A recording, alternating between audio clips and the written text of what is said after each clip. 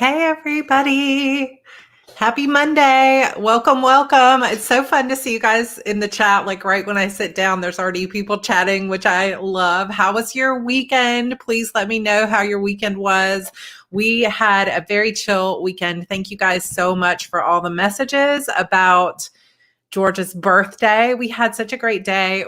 I think I mentioned this before, but when Andrew's school had an auction earlier in the year, we won a surprise sweets subscription that was something for like a local pastry chef here in Charleston. She had a like part of what she offered up was a 6-month sweet subscription. So once a month she brings like a cake or brownies or whatever.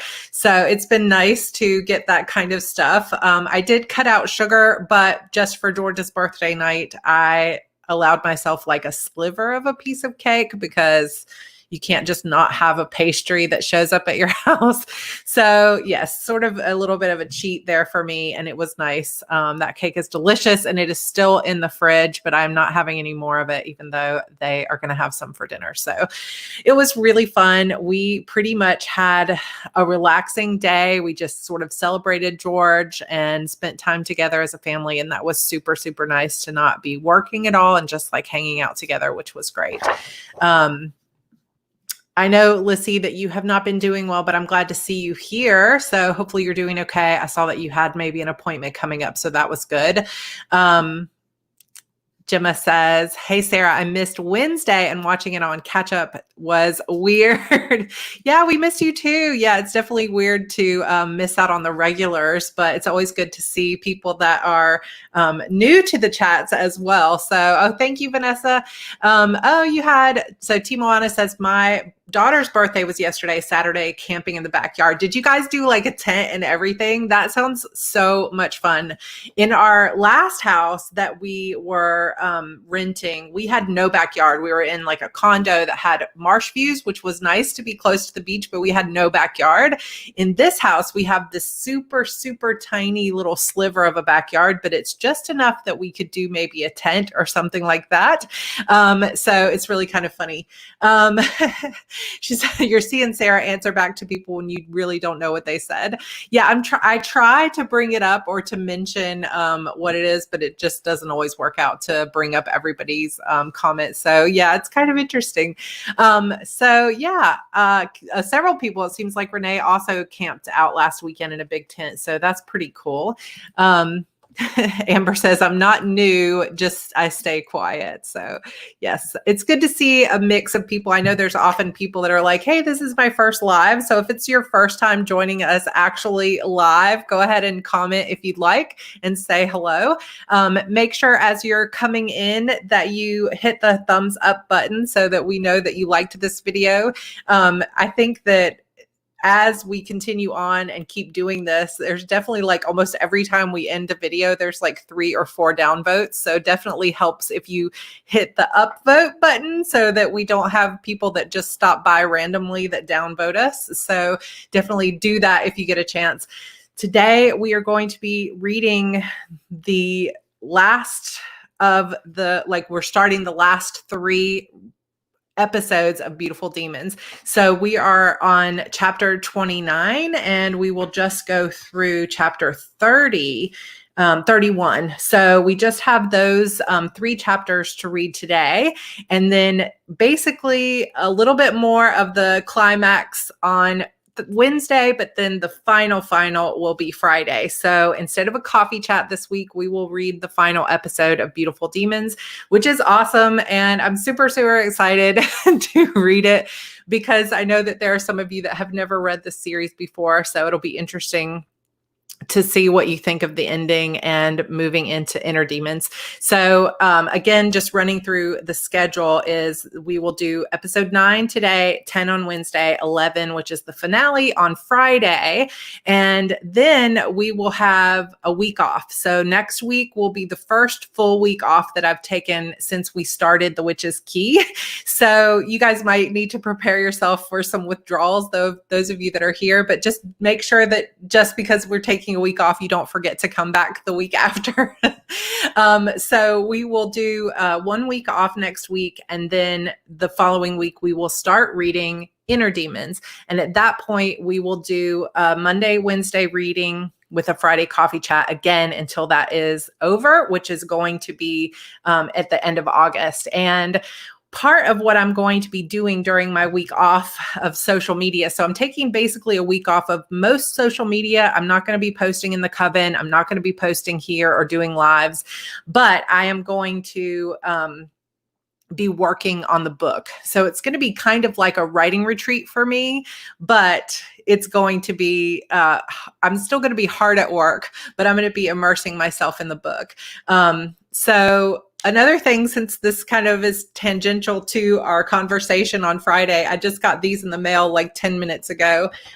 We were talking about like Funko Pops and blind boxes and stuff like that. So I got a couple of these My Hero Academia Funko Pops. I didn't get them all because they were sold out, but GameStop often has a sale where it's like buy 3, get 1 free. So I got My Hero Academia Hello Kitty and Friends, it's called. So I got the Hello Kitty All Might, and then I got Deku and the Batsmaru, Bakugo, and what's the fourth one that I got? No, I can't remember. Oh, I got Sue, which is the frog, Karopi. So I would have gotten Uraraka or Achako, whichever one you want to say, but she was sold out. So they're so cute. I just love them so much. Like the Hello Kitty All Might is probably my favorite. So it makes me super happy. So yeah, that's super fun. But I'm hoping that after next week of really taking the time off to, just really focus on the book, that I'm going to, so I've got kind of two main goals for next week, because my videos for Heart Breathings are still going to be coming out, but those will be pre-recorded. If I get a chance to record a vlog, I'll still upload a vlog for you guys next week, but it's just a matter of if I have time. If not, it'll just be a week of nothing. But I will be doing 2 things. One is writing as much of Fate's Surrender as I can, and hopefully we'll have a release date for you by the time we get back. Afterward to start reading Inner Demons. I'm hoping I can give you guys a release date. I kind of have a feeling I know when it's going to be, but I'm just not ready to commit to it just yet. So hopefully, fingers crossed, that's going to be a surprise for you guys when we get back from the break. And I'm going to be signing a ton of these paperbacks for The Witch's Key and getting all of those packages ready to go. It's taking longer to get them in and to get everything sorted, because it took a couple weeks longer to get the paperbacks done than I expected. So just continue to be patient. I will let you guys know. Hopefully, again, by the time we get over the break, I will have a lot of these signed and packed up and ready to be sent out. So hopefully within the next week and a half, some of you will start getting your paperbacks and your book plates and stuff as well. The book plates, they haven't even shipped yet. So we'll just wait and see. They did say that sometimes it's 2 weeks for the book plates and sometimes it's 2 months. So I'm just kind of at their mercy of the printer now. So we'll see when they get here, and I'll get those done whenever. So LA Long said, I know you will come back from the break and have news that you did it. So yes, I think it's going to be really, really good to have this sort of writing retreat sort of break for myself. I may even, if I can, go out to a hotel or something for a night. We're just going to kind of play it by ear. When I do hotel writing retreats, I used to call them, now I can't remember what my Write-A-Palooza. So I used to call them Write-A-Paloozas, but I haven't done this in a really long time because of the baby and the pregnancy and everything else. I've done writing retreats with friends, but I haven't done a Write-A-Palooza in years. So what I used to like to do is to pick a local hotel, just something that's close by, and just go stay in the hotel overnight so that I don't have any like laundry staring at me or any other types of, things that I have to get done. And if you are a writer, I cannot recommend this to you enough, because it's hard, especially right now, to go on a full writing retreat because I have a 10-month-old baby at home, but I probably could get away for a night. So what I used to do is I would call the hotel and ask them if I could check in early. Yeah, sort of like that, I think. I can't remember if it has. So DF Tech Writer says, how do you spell that? Write-a-palooza. So I couldn't remember if it has 2 L's or 1, but if you just look up the word palooza, you would see how to spell it. So that might be right. But I used to do these more often, especially before I had children, because it was just easier to get out. But what I loved to do was call the hotel and ask them if I could check in early, because I usually was coming on a night that was not super busy so that I could get a deal on Priceline or something like that. And I would go and check in a little bit early, or if they said that you couldn't check in early, I would ask them if I could just come and sit in the lobby. And I would try to get there around like 1 or 2 in the afternoon and get everything set up if I can get in the room, or just leave my bags, next to me in the hotel restaurant or wherever you are. And I would start writing and just write in sprints. So I would set a timer for 25 minutes and keep them going. And then I would basically stay up. I love, if I could, choose a hotel that has room service. Now, it doesn't always work out wherever I'm living. I've lived in 3 cities since I started doing this, that I can always afford to spend a night at a place that has room service. So if I don't have that, now we have things like Postmates and Uber Eats and all of those kind of delivery places. But back when I was doing these, we didn't have that. So I would just like pop out to somewhere that was open all night, like a Waffle House or something. Super healthy food, right? But it was always so nice to be able to do that, because you're just by yourself and there's no laundry, there's no dishes to clean, there's no interruptions. You can turn on airplane mode on your phone and just write for hours and hours. And that immersive experience is incredible. So something like that has been super, super fun, and I've enjoyed it. So I may try to do something like that next week. And sometimes I would get so into the book that I would stay writing until like 6 in the morning, and then I would come home and crash for like an entire day. And George has really tried to discourage me from doing those types of one night write-a-paloozas, because basically I could sometimes write anywhere between like 10,000 and 20,000 words in a night. But to push myself to that limit where I'm basically writing for 20 hours straight kind of kills my brain cells for several days to come. So probably not going to be able to do that with a baby at home. But I think that I might look into some of the local hotels and see kind of what the prices are. I know that we should all be careful and wear our masks and do something like that. But really, if you go and stay in a hotel, the only time you should really make contact with anyone is when you're checking in. And a lot of places have those pre-check-ins. So you just go up, show them your ID, grab your room key, and then you're in the room the whole night.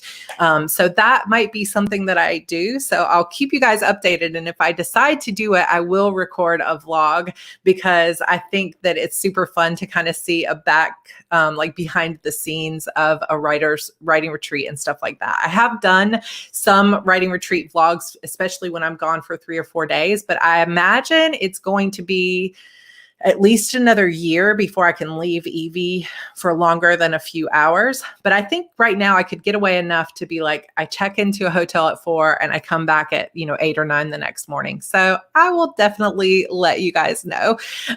So I saw some conversations going on about some different Waffle House orders and things like that. So Alex said, impressive. I wish I could write 10 to 20K in a week. And I am definitely not saying that you should compare yourself to me, because I am a binge writer, and some people are and some people aren't. I work really, really well if I have a really big block of time, but it can take me 3 or 4 months or years to plot a book. And then once I know what's happening, I can write really fast and I type really fast. But I think it just is just a matter of what type of writer you are, because I have friends that, like, if they go over 2,000 words a day, their brains are just mush, whereas some writers can write 20,000 words in a day, and then your brain is mush for like 3 or 4 days after. So Vanessa, it's binge writer. So binge like you were binge watching Netflix, it's like something that you do for hours and hours on end. And when I get like super hyper focused on a book and I'm immersed, I find that I actually write better if I can write a lot of words in a short period of time.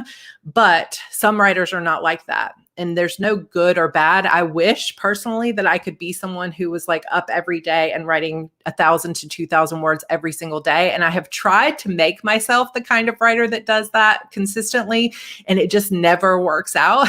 So I think sometimes it happens that it's really a matter of how your brain is wired personally. So don't ever compare yourself to another writer or their process, because that's just a recipe for disappointment in yourself and saying negative things to yourself, which is not going to help you write faster. So Karen said, I wrote 50,000 words in 2 weeks and I burnt myself out for a month. Yeah, I think that personally, if I could, I would probably try to, like, I have a friend, this is the way she does it. She's also a binge writer. And when she gets focused, she writes a lot of words all at once, but then she can't write for, a couple months after. So she only writes 3 months out of the year, but during those 3 months, she will finish an entire book. So she still writes and completes 3 full books a year, which is amazing. But she does it all at once. So she has these like 5,000 to 10,000 words days and then edits the novel. It takes her like 3 months afterward to edit the novel. But I think that I would love to get into a place where I was like that, where it's like I have these 3 months out of the year that I basically just like binge write for those 3 entire months and write 3 full books. I would love, love, love to do that. Laura says, I was watching Hildy McQueen today and she said, that's how she writes 1 to 2K a day. Sounded like a good way to go, but it's not me. So my other friend, so Danica Dark is one of my good friends. Whoops, I left my phone on. Someone's messaging me. Oh, I sold a planner on Etsy. Let me see if I could turn this off so it's not making noise. Come on.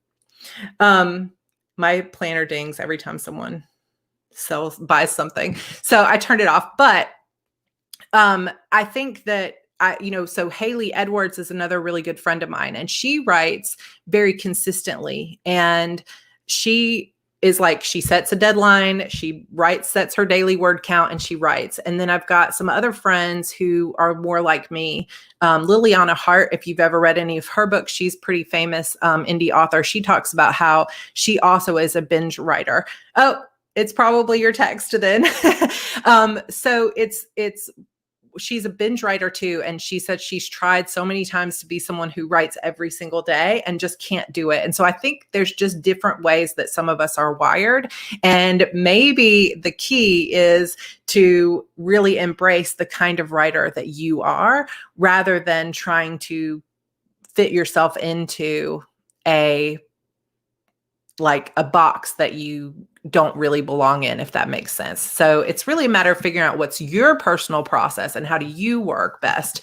So Sylvia said, I can do 2,000 to 5,000 words a day. And it's like, for me, I can do 2,000 to 5,000 words a day once the plot is figured out. But if I do 2,000, 5,000 words a day today, and then tomorrow, and then the next day, and the next day, I just eventually am like, okay, I'm going to write the rest of this 30,000 words in 2 days, because it's just kind of how it goes. So I think I just need to embrace it and try to set up my schedule so that I can be that kind of writer. So long story short, next week, I am going to binge write. I'm going to write the mess out of this book. And hopefully I'm going to come close enough to finishing the rough draft that I will have a release date for you guys for Fate Surrender, which I'm excited about. Okay, so we're going to get started reading these 3 chapters that we have, getting towards the end of the book and kind of figuring out what's going on with Harper and these girls. That's okay, you guys.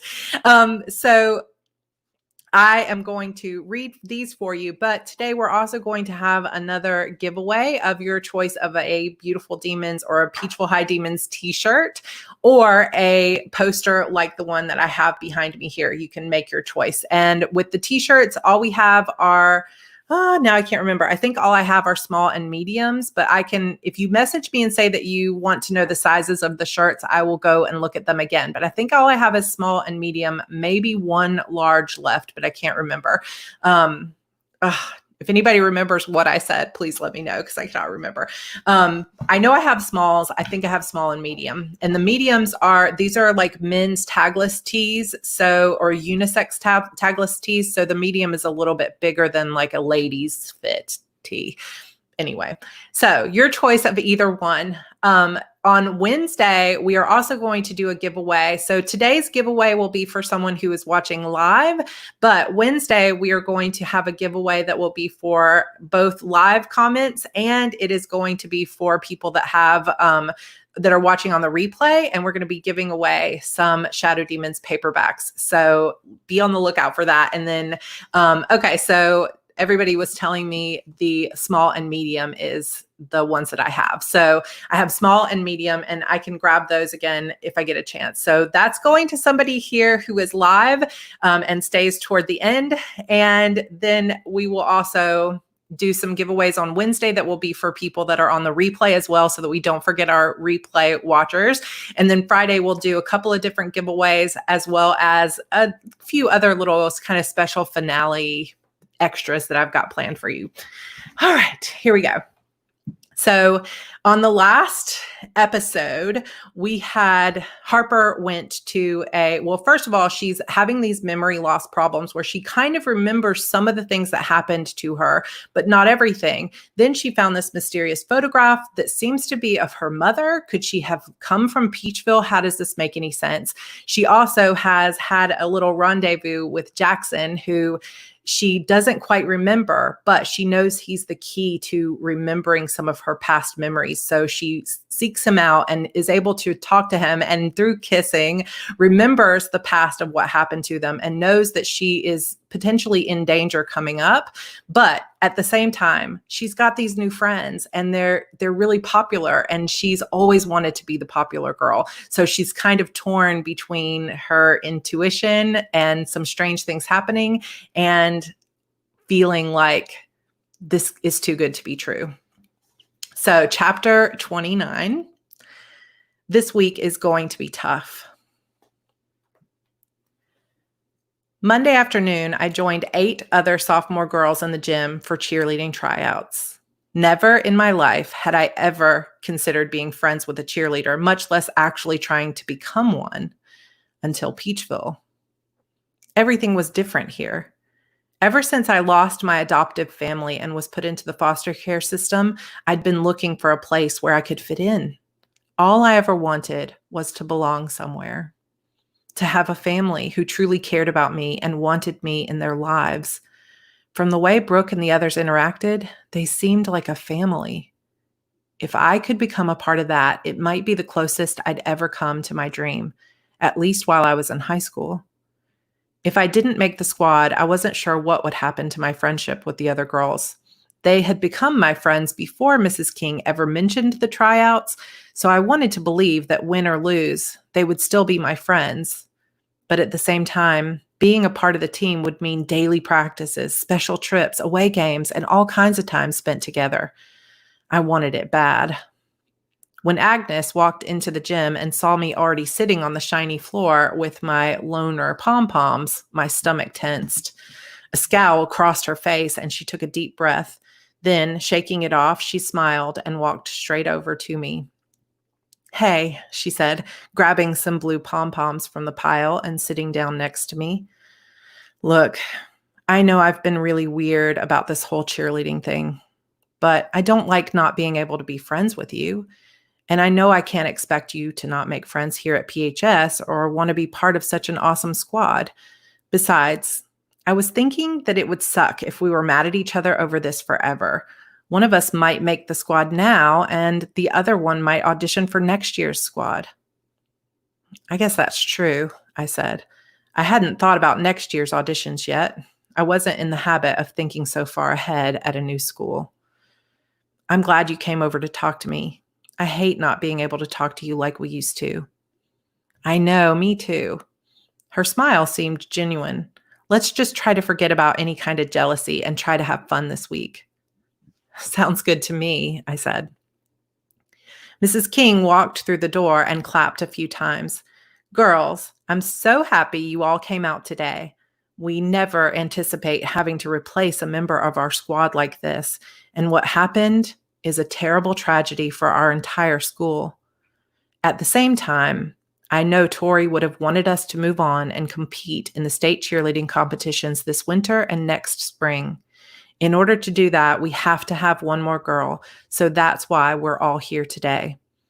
As you know, I've only asked sophomores to come out today. That's because I want to keep the current squad balanced and make sure there are enough experienced members to move up next year. With that said, this week is going to be tough. I expect you to be here every afternoon this week from 3 to 5. If you are late, you will be automatically disqualified. Any questions? Agnes raised her hand. Yes, Agnes? I was wondering if there are any extra rehearsals planned for those of us who want to put in more time and make sure we've really got them down. As a matter of fact, there will be an extended practice at my house on Wednesday afternoon with the current squad. All of you are invited to attend, but it's not mandatory. It will be a good opportunity to spend time with the squad and see how you fit in and to watch the more experienced girls do the routine, she said. That will be from 5 to 6:30 or so. She glanced around the room. No one else had any questions. Let's get started then. For the next 2 hours, Mrs. King and some of the other cheerleaders took us through the routines and cheers I learned Friday night. Some of these girls were serious competition, including Agnes. She obviously knew her stuff. I didn't do too badly, but I was still struggling with a few of the routines, especially the long dance. Don't worry, Agnes said after practice while we were waiting for LMA to pick us up. You'll get the hang of it. It's the same dance we learned at last year's tryouts, so I already knew it. But you've almost got it down already. If you want to practice some at home this week, just come and get me. Thanks. I'm really glad we're talking again. I would hate to lose you as a friend. I know, me too.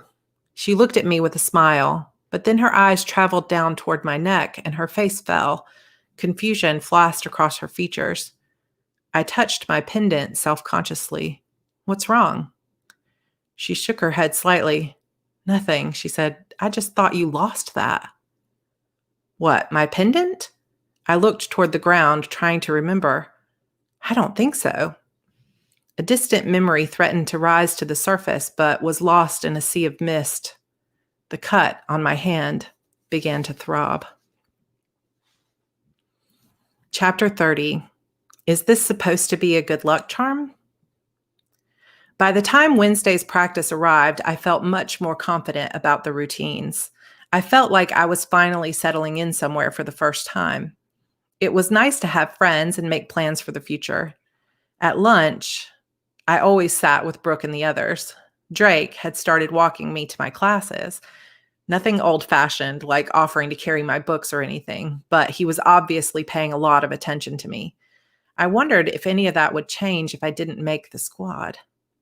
The idea of becoming a cheerleader was quickly becoming an obsession with me. I spent my evenings practicing the routines, either with Agnes or on my own. Except for calculus, my schoolwork was pretty easy. All I cared about was keeping these new friendships and making it into their elite group. Wednesday, I felt nervous all day. This would be our last chance to practice the routines before the actual auditions on Thursday. Don't look so nervous, Brooke said as she walked me to the gym. It'll show on your face. Just keep your smile turned on at all times and you'll be fine. I hope so, I said. But now I felt nervous about being too nervous. Ugh. You've got this in the bag for sure, Lark said. You haven't even watched us practice yet, I said. I just have a feeling about you. She winked at me and linked her arm in mine. Why was everyone saying that lately? Before I moved to Peachville, every family I'd lived with had been dying to get rid of me as fast as possible. But here, people actually thought I was special. She's the prima. A voice echoed in my head and I stumbled. You okay? Gosh, Harper, you better get it together by tomorrow. Clumsy up like that at auditions and you're toast. Brooke, don't say something like that to her, Lark said in my defense. You'll make her even more nervous than she already is. I was disoriented and thankful to have Lark's arm to keep me steady as we walked. While in some ways I had been happier than ever, I also knew that deep in my mind there was a locked room of secrets I seemed to be keeping from myself, like I had hidden information and memories away somehow. And every once in a while, like this voice, they would pop to the surface and scare the bejesus out of me. During practice in the gym, I was off the whole time. I tripped, I forgot the dance choreography, I even yelled out the wrong words on one of the cheers. Mrs. King eyed me suspiciously, but thankfully didn't call attention to my mistakes. I knew that if I didn't get it together, I wouldn't have a chance. When the 2 hours were up, Mrs. King called us all together to wish us luck for the following day. Everyone is invited to my house this afternoon, so carpool together if you want. I rode with Brooke, Lark, and Allison in Brooke's BMW. Nice car, I said. The sleek blue car was amazing. All leather interior, sunroof, all the bells and whistles. I felt uncomfortable sitting in it, wondering how I was supposed to fit in with a group of girls like this. Rich girls, the mayor's daughter, the cream of the crop. Come to think of it, not one single girl on the cheerleading squad was poor like me. All of them had wealthy, successful parents. My gut churned. I would never be able to match them in clothing and bags and cars. I would always be the hanger-on. Maybe I could get a job or something to pay for some of the things they all seemed to have. I pushed it from my mind and tried to enjoy the ride. I can't wait for the party Friday night, Lark said. This is definitely the week Andrew is going to kiss me. And Drake definitely has his eye on someone in this car, Allison teased. Not going to name names, she pointed at me, and everyone laughed. If I don't make the squad, I'm not too sure I'll feel like partying, I said. What I meant was that I wasn't sure I would still be invited. Oh, pooh, Lark said. You're going to make it. The three girls exchanged glances. Brooke turned the wheel sharply and pulled over on one side of the road. Why are we stopping? The abandoned parking lot we sat in front of was definitely not Mrs. King's house. I swallowed nervously. There was an excited energy in the car I couldn't quite put my finger on. Brooke smiled and reached for something in the glove compartment. Harper, I have something for you, she said. A deep blue velvet jewelry box sat in her palm. She held it out to me. Open it. My hand shook a little as I took the box from her hand. It squeaked as I opened it. I gasped as I looked inside. A black diamond pendant as big as an acorn sat inside. It was strung onto a beautiful, delicate silver chain. Don't get too excited, Brooke said. I'm not giving it to you to keep forever, but I want you to promise me you'll wear this to the audition tomorrow. My hand instinctively rose up to my mother's sapphire pendant. Why? She smiled and looked at me over her shoulder. Actually, wear it for this run-through at Mrs. King's house. I ran my finger along the smooth surface of the stone. Is this a real diamond? Yes, she said. It's extremely old and extremely powerful. I'd never heard anyone refer to a diamond as powerful. The word sent a cold shiver down my spine. What does it do? You'll see, Lark said, raising her eyebrows. Allison, who was sitting next to me in the back seat, reached around my neck and unclasped my mother's silver chain. My hand went to my throat. Wait, I said. I never take that off. You can't wear them both, Allison said. It won't work. Work? What exactly was going on with this diamond? Is this supposed to be a good luck charm or something? Something like that, Brooke said. She took the black diamond necklace out of the box and put it around my neck. Allison put my sapphire necklace into the box, and I bit my lip nervously. We'll give it back to you tomorrow after the tryouts, Brooke said, seeing my concern. I promise. Brooke slipped the box into the glove compartment and closed it tight. I knew it was silly, but for some reason, I felt uneasy without it, like taking it off meant letting someone down. But that was ridiculous, right? I glanced longingly at the glove compartment, then settled back into the leather seat. the cold weight of the diamond heavy against my skin. Chapter 31, A Demon on His Back. Mrs. King's house was huge, considering she and Coach King didn't have any children. They were barely out of college, really. As I looked up at the large brick house with its perfect yard and big bay windows, I wondered how 2 teachers could afford something so expensive. I dreamed that someday I could have something like this with a husband who loved me and a job I was good at. Maybe I would settle down in Peachville someday. If Drake and I stayed together, we could certainly afford whatever kind of house we wanted. I mentally kicked myself for having thoughts like that. I wasn't even Drake's girlfriend yet, and already I was planning our wedding and spending his family's millions. I had never thought of myself as that kind of girl. You know, the materialistic kind who liked people for their money. A pang of guilt shot through my body. I guess that was just one of the side effects of being friends with all these rich, popular kids who had everything handed to them on a silver platter. It put my head in the clouds and made me feel like I was entitled to things I had no business daydreaming over. In the backyard, the cheerleading squad assembled to run through the routines. All of the sophomore wannabes sat in the plush grass and watched.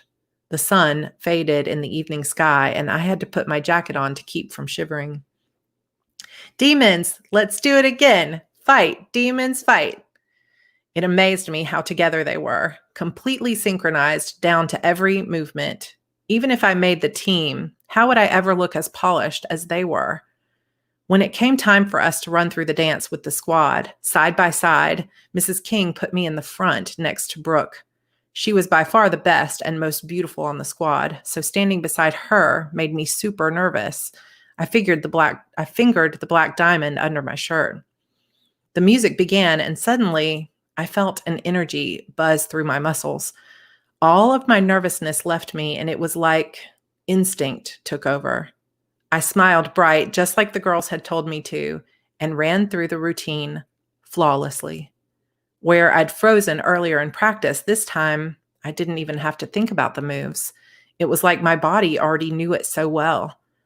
I felt so incredibly coordinated and energetic, strong and confident.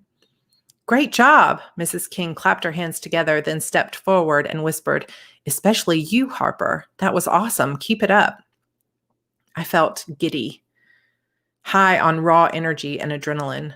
If Mrs. King had asked me to do a somersault back handspring across her lawn, I could have done 3 of them in a row. Against my skin, the diamond was now so warm it almost burned me. When the squad started a new routine, I excused myself to go to the bathroom. I needed to catch my breath. The power in my veins was exhilarating, but it was also a little scary. I teetered on the edge of excitement and losing control. I knew what it was like to go over that edge and lose control. It always seemed to end with me being sent off to yet another foster home. I opened the glass door and stepped inside the warm living room. I heard voices in the next room and paused, not wanting to interrupt by passing through.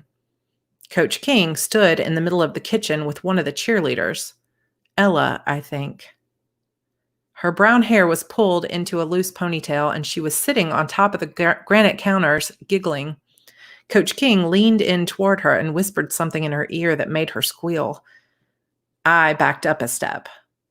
I needed to go through the kitchen to get to the bathroom, but this was obviously something I wasn't supposed to see.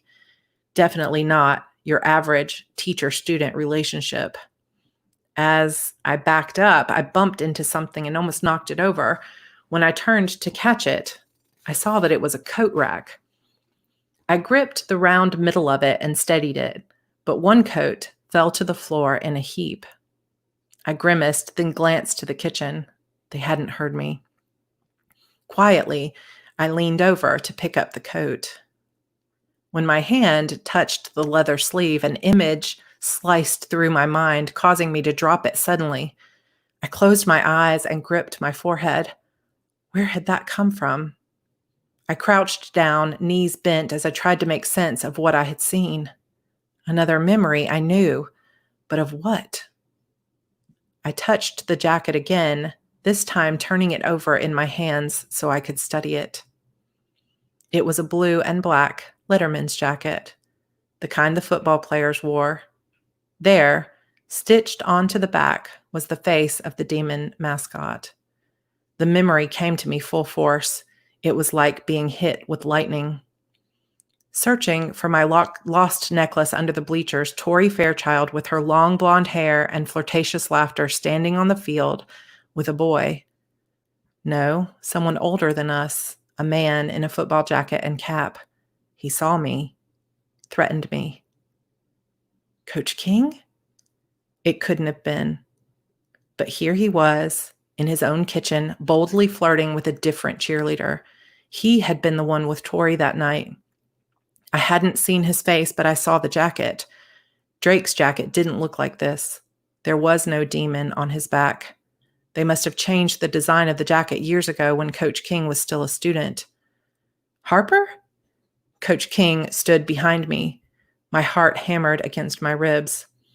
I took a deep breath and tried to steady my nerves. Hey, Coach, sorry, I accidentally knocked over the coat rack. He looked from me to the football jacket in my hand. Could he see my fear? Did he know it was me that night under the bleachers? I'd been so sure that he never saw my face, but what if I was wrong? I thought I heard someone in here, he said. Here, let me get that for you. He took the jacket from my hand and put it back up on the rack. Was there something else you needed? I stood there, unable to remember what I had even come in the house for in the first place. I shook my head. No, yeah, where's your bathroom? He hiked his thumb over his shoulder. Back there, through the kitchen and down the hall. It'll be the first door on your right. I thanked him and hurried down the hallway. In the bathroom, I splashed cold water on my face. Had Coach King killed Tori? 1,000 possible scenarios flooded my mind. Maybe she threatened to break up with him, or maybe he wanted to break it off with her and she threatened to tell. My breath came in short, shallow gasps. The room seemed to be spinning. They had seemed very happy together that night out on the football field, but what if I wasn't the only one who saw them there together? My flesh broke out in goosebumps. What if Mrs. King saw them? Wives were always going into murderous rages over their cheating husbands. If she found out her husband was cheating on her with one of her own students, she might have snapped and killed Tori. She was burned alive, cooked from the inside. Sheriff Hollingsworth's words jumped into my mind. I had forgotten until now just how strange Tori's murder had really been. She was cooked alive. The sheriff had accused me of it, saying that I had certain powers. She'd mentioned the fire that killed my adoptive mother or father. She'd known all along that someone like me had killed Tori. Not Coach King, his wife. I was kidding myself if I thought this town was normal. American as apple pie and all that bull. Deep down, I knew it was different. Was that why I fit in better here than anywhere else I'd ever lived? It was the real reason they wanted me to be a part of the cheerleading squad, to keep an eye on me, because I was like them, a witch. That was what Jill, my adoptive mother, had called me after that fire. Someone knocked on the bathroom door and I jumped. My heart stopped beating for a second, then started back up again, going 90 miles an hour. Yes? My voice cracked. Are you all right in there, sweetheart? It was Mrs. King. Did she know that I remembered? Was she the one responsible for Tori's death? I'll be out in a second, I choked out. The picture I'd found in the empty bedroom came into my mind. My mother, Lark's mother, the mayor, Sheriff Hollingsworth. They were all there in that picture. Mrs. King was too young, but she had been a cheerleader when she was in school too. The truth hit me like a ton of bricks, weighing down my chest and making my breathing labored. They were all witches. The whole town was full of them.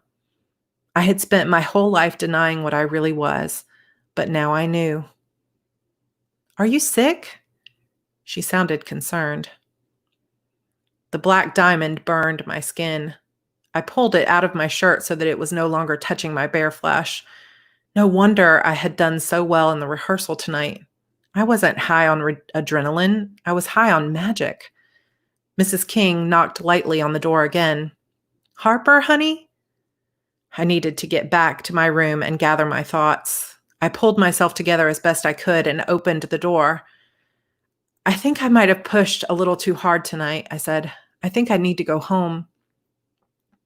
I'll get Brooke to drive you and Agnes home, all right? Her face was full of worry. I was just relieved she didn't look angry. I waited out by the car until Brooke and Agnes appeared. What's wrong? Brooke asked. Just think I've been working too hard, I lied. Agnes looked disappointed to be leaving early, but she stayed quiet in the back seat on the way home. When we got to Shadowford, I reached into the glove compartment for the velvet box. I started to unclasp the black diamond, but Brooke stopped me. Keep it, she said after Agnes had gotten out of the car.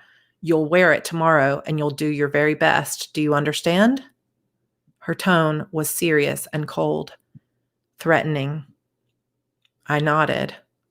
I was in too deep to back out now. Dun, dun, dun. All right, episode 9.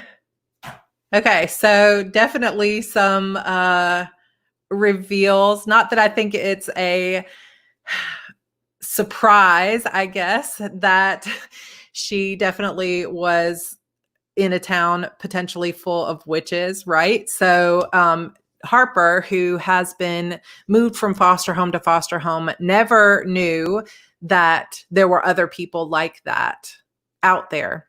And she just felt like there was something wrong with her, but she never really played around with that. She never really embraced it or tried to learn how to use it. She just tried to keep it secret. I don't want to be like that. It only gets me in trouble, right? And so she has now appeared in this town where,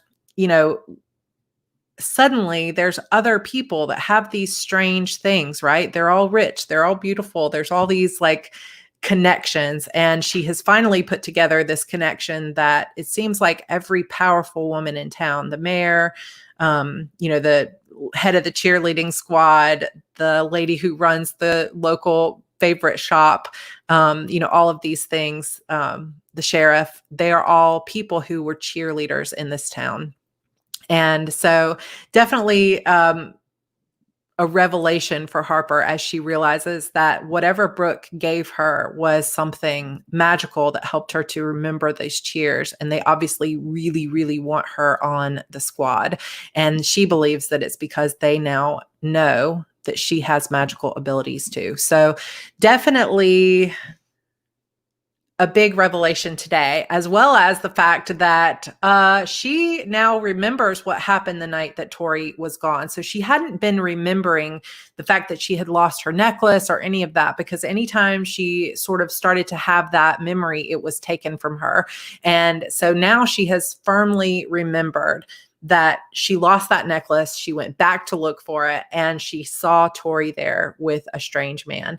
And now she knows, or at least believes, that it was Coach King. So a little bit more movement on that mystery and how it's all going to play out for Harper. We will find out by Friday. So DF Tech Writer says she has the power to kick all of their collective butts, so they have to keep her in line. Yeah, it could be that too. So definitely an interesting thing. And yeah, Kayla mentions interesting that the cheerleaders never leave town. So most of them are still there, except if Harper's mother was really in that picture, where is she?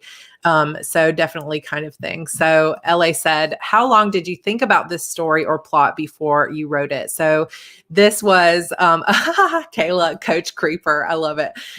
This was something I plotted and wrote very quickly. So I came up with the decision to self-publish in July of 2010 and came up with this story idea in August of 2010. And the book was out by the end of October. So it took me about a couple of weeks to plot it and about a month to write it. But then when I finished the book, I realized that it needed a different ending than the way I had ended it. And so it was a surprise to me how it ended. So what I did was I turned around and rewrote the book like in a matter of a week and a half or so.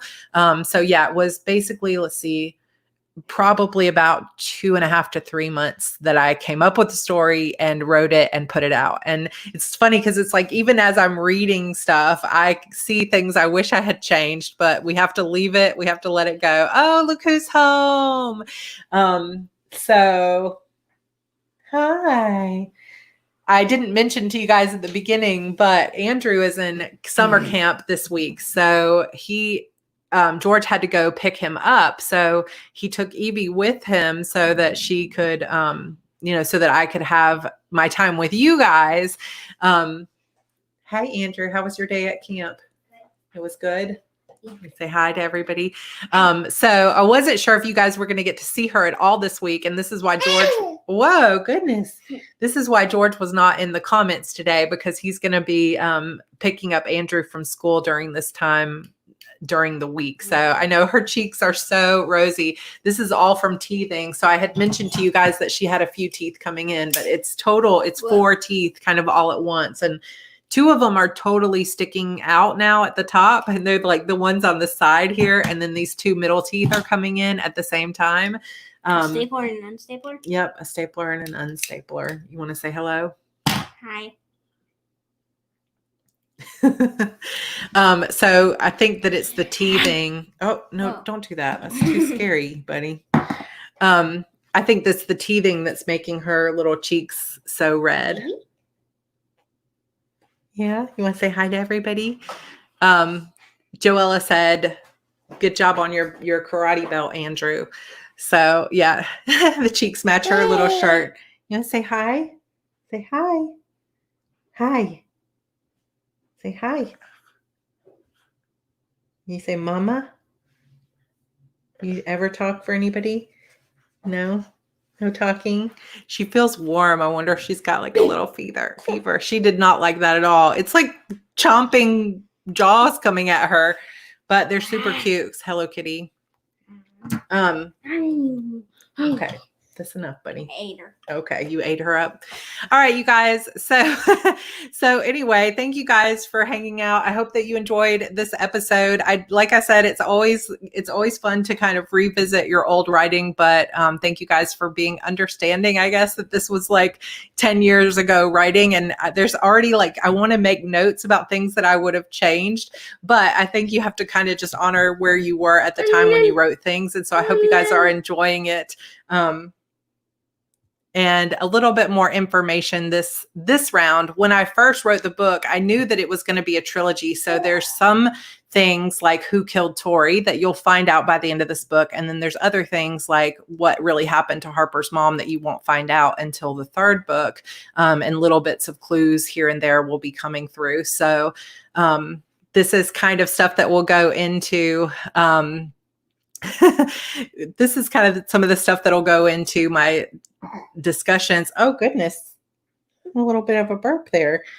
Into my discussion about how to plan a series, because there were definitely a lot of things that I would do differently if I'm starting a new series that I have actually done with like The Witch's Key and stuff like that. So you learn as you go. But I will say this to everybody who is a new writer and is listening is, if you wait for your writing and your plotting and your series and everything to be perfect, you'll never put your first book out there. So don't worry if it's not perfect. I made a ton of mistakes on this series. There are things I would go back and change if I could, or, if I could rewrite the whole thing, different things like that. But it's like, you have to honor where you are. And the only way you're going to get better is to do the work and to just keep putting yourself out there. And, if I had not ever just gotten this book out there in an imperfect way, then I would, well, you can't grab that. That's not good.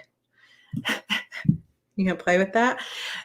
If I hadn't put it out there, I never would have gotten feedback or gotten my name out there or, gotten fans. Oh, goodness. Look at this stank face. face, you guys. That is the worst little stank face. That is just the worst. She said, don't tell me no. Don't tell me no. But yeah, so in terms of, so Kelly asked, how do you know if it's, oh gosh, I missed it. How do you know if a story should be a series or standalone? I'm so torn. We'll discuss that in my series over on Heart Breathing. So definitely check that out. We'll talk about that in the third. We'll talk about a little bit in the episode coming up this Thursday, but next week's episode will be one of the best ones for answering those questions. So yeah, don't worry about being perfect. Just get your work out there, finish the book. Don't wait for perfection, because perfection is not achievable. You always have stuff to learn. You can always get better. So, all right. So Publish and Thrive. Some people were talking about it, and Sonia said, I check my email for Publish and Thrive every day. Publish and Thrive is now going to be, I pushed it back a week just to give myself next week off. So it will open on the 26th. So, registration will open on the 26th, and then the course will start on August 10th. So definitely come check that out towards the end of the month, and we'll start it up next week. All right, you guys, thank you so much for being here. I hope you enjoyed this episode. There will definitely be another, so Wednesday's episode will be another one about this length, and then Friday's episode is a little bit longer, and we're going to do some giveaways. So I have two things to give away today before we leave. One is the pages, and the other is your choice of a t-shirt or the poster here. And the t-shirts I have small and medium, and you can just message me and let me know which one you liked. So also, I should have started this, but I don't have a list of people that have already won something. So if I choose you, just let me know, oh, I already won something, so then I can choose someone else. So the pages today I will send to Pain Plans. If you just message me, sarah@sarahcannon.com. I need to make a list of all the people that have won, so I don't do repeats until everybody's gotten something. But Pain, you have won the pages. So that's just the pages that I read from today. So send me an email with your full name and your mailing address, and I will send that out. Both of these are open internationally, so just whoever happens to be here. So the t-shirt, choice of t-shirt or a signed poster, and we'll say that goes to LA. Have you won anything yet? I cannot remember. So LA long t-shirt, and let me know. I cannot remember. I know you've been here since the beginning. So let me know, LA, if you have won anything yet. And if not, then this is for you. So Wednesday, we'll do some more giveaways. It'll be open all the way through Friday, and I'll announce a winner on Friday's broadcast. And then Friday, I've got several giveaways to send out. I did actually send some of the giveaways out, so we have started that process. So yeah, lots of fun. So never. So yay, LA Long. So let me make a little note of that here so I don't forget. LA Long, choice of t-shirt or poster, and then Payne gets the pages of episode 9. All right, you guys, I am going to, as soon as we are done right here, I'm going to go ahead and schedule episode 10 for Wednesday, so you can go ahead and mark a reminder. And I'm so excited for you guys to hear the end of this series, or the end of this first book in the series. And as always, if you want to read ahead, or you want to go ahead and read more in the series, you can pick up the first 3 books in this series for free, pretty much anywhere you want to grab them. So go check that out. All right, Evie is not happy in my lap, so I'm going to let them know. Yeah, just let me know, LA, in the email, t-shirt, your full name and mailing address, and whether you want a small or medium t-shirt. All right, you guys, I super love you. I cannot wait to see you on Wednesday, and especially for Friday for the grand finale. All right, love you guys. Say bye, bye, bye. Don't forget to thumbs up on your way out to counteract the thumbs down. Amanda said, look at her face.